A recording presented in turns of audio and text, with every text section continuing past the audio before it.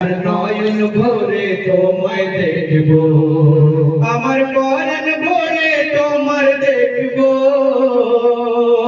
আমার পরাণ ভরে তোমার দেখব, দিলের সাথে মেটায় তোমায় দেখব।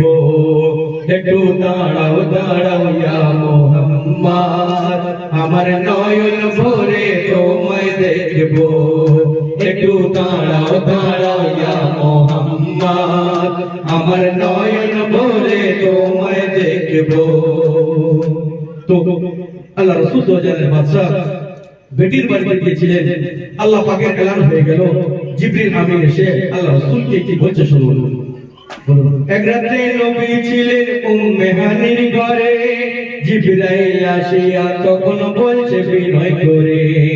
এক রাতে নবী ছিলেন উম্মে হানির ঘরে, জিবরাইল আসিয়া তখন বলছে বিনয় করে।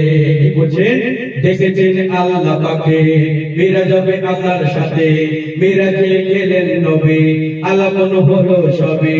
বিদায়কালে আল্লাহ তাআলা হলেন বেকারার, বিদায়কালে আল্লাহ তাআলা হলেন বেকারার, আমার আল্লাহই বলে দেখার সাজ মিলল না আমার। আল্লাহ পাকের সঙ্গে আমার নবী, আপনার নবী দোজানের বাদশা 27 বছর ছিল, কিন্তু 27 বছর থাকার পরেও আল্লাহ রাসূল যখন চলে আসছিলেন 5 ওয়াক্ত নামাজ এবং রোজা নিয়ে, তো আল্লাহ পাক তখন পিছন থেকে বলছেন যে হাবিব একটু দাঁড়াও। তো কি বলছেন? বিদায়কালে আল্লাহ তাআলা হলেন বেকারার, বিদায়কালে আল্লাহ তাআলা হলেন বেকারার, আমার আল্লাহই বলে দেখার সাজ মিলল না আমার। তুমি আরো কিছু সময় থাকো, আল্লাহ বলছেন তুমি আরো কিছু সময় থাকো, তুমি আরো কিছু সময় থাকো, দিলের সাথে মিটায় তোমায় দেখব। একটু দাঁড়াও দাঁড়াও না মোহাম্মদ, আমার নয়ন ভরে তোমায় দেখব।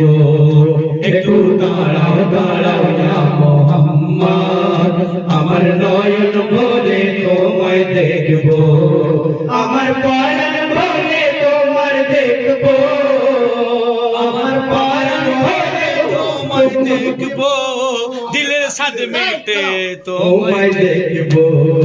একটু দাঁড়াও দাঁড়াও ইয়া মোহাম্মদ, আমার নয়ন ভরে তোমায় দেখব। একটু দাঁড়াও ইয়া মোহাম্মদ, আমার সকালবেলা দিনের নবী বাইতুল্লাহ আসিয়া